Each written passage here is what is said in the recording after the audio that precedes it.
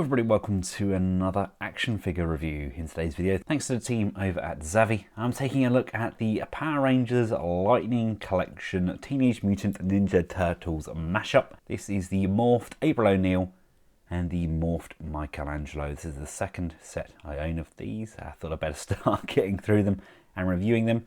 Rekindled my love for both of these franchises thanks to the very awesome Tim Sharp, who sent me the comic over, and I've been reading through it and I absolutely love it. Beautifully illustrated and the storyline is superb. Absolutely adoring the mashup of these two franchises.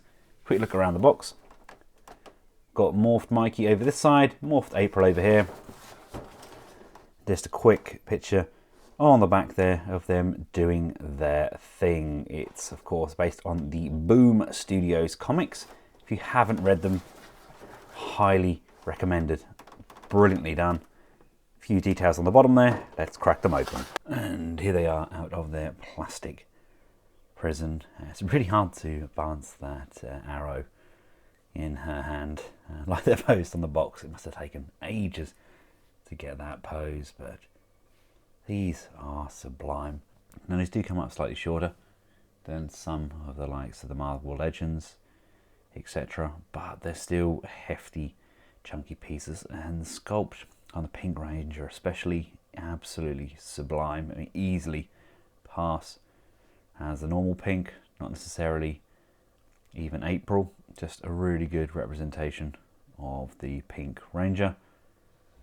And I love that Mikey took Trini's suit. Also love that the story, their weapons are kind of merge and become kind of a combination of the two, and I think that's something that I really liked. Now, are we going to be getting the ninja versions of the Power Rangers now that they're kind of depowered? For that section, are we going to get the Zord? I mean, the turtle combination, I mean that mega turtle combination with Metalhead, that looked absolutely sublime. I would love a figure of that. I know I still need to get the 2-pack with the Foot Clan Tommy. Also getting to get the Green Ranger Shredder as well. But this is great because you get to kill two birds with one stone. You can collect both of these lines from my childhood, amalgamated all into one awesome piece. Now, as well as the standard figures, we get a small selection of accessories. We get some extra hands for Mikey. We get kind of these open striking hands, and we get a selection of closed fists. Same can be said for April. She comes in these gripping hands as standard, and then she gets a chopping hand and a fist. We get alternative heads, albeit Mikey's eyes aren't the straightest. It gives you an idea. A sculpt on April, on the other hand, is a really nice sculpt. I like that. We then get the camera to video what's going on. We get a microphone.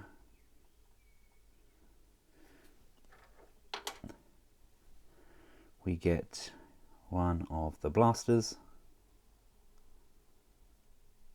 I think I've still got the roleplay weapon of this downstairs. And we get a blast effect as well for that arrow. Now, if this is your first time experiencing the articulation on these figures, let's take a look. Head can look round and around. We can go up and down. Pretty nice downwards. Upwards is a lot better. We can tilt side to side. We do have full rotation on these shoulders. They can come up to the side. There is a bicep rotation. There is a double jointed bend on the elbow. We have rotation and pivot on those wrists. Waist, there is a ab rocker in amongst here, albeit it is hindered by the shell and this torso piece here. But I guess you kind of make do, don't you?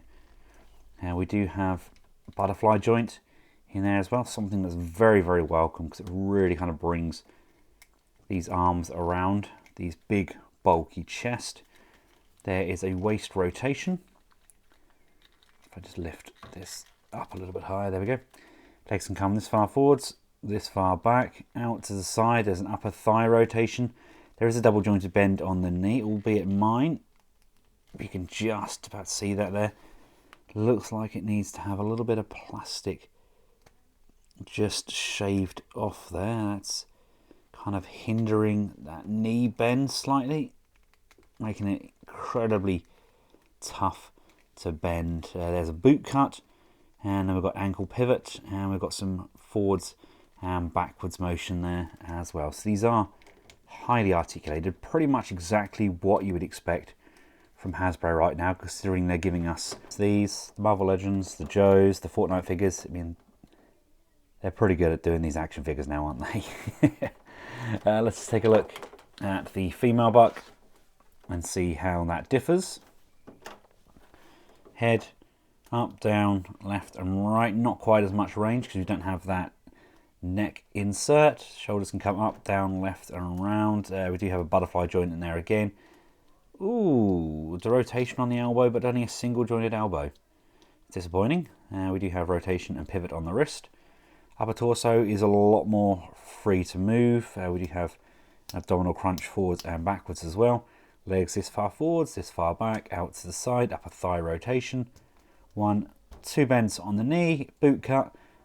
And we've got up and down on those ankles. And we do get an ankle rocker in there as well. Really would have liked double jointed elbows. We know that they can do them, and they've done them remarkably well when it came to the Fortnite figures.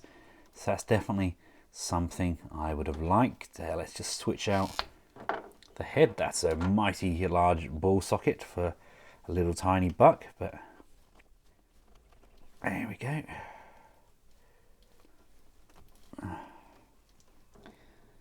There's the April sculpt on that. It's a nice sculpt. I do like that. Now we can bring in that microphone as well. I mean, the butterfly joint definitely helps with being able to bring things in to look kind of more human. But I don't know, something just a little bit off about the female sculpts in comparison. They definitely don't look as natural as the male bucks. Like I said, it's odd really, because they've got it mastered with some of the Fortnite figures. In comparison, this one just looks a little bit uncomfortable. Maybe it's me reading too much into it, but I don't know. She's doing it all herself now. She's carrying her own gear. And let's just quickly switch out the head for Mikey. Yeah.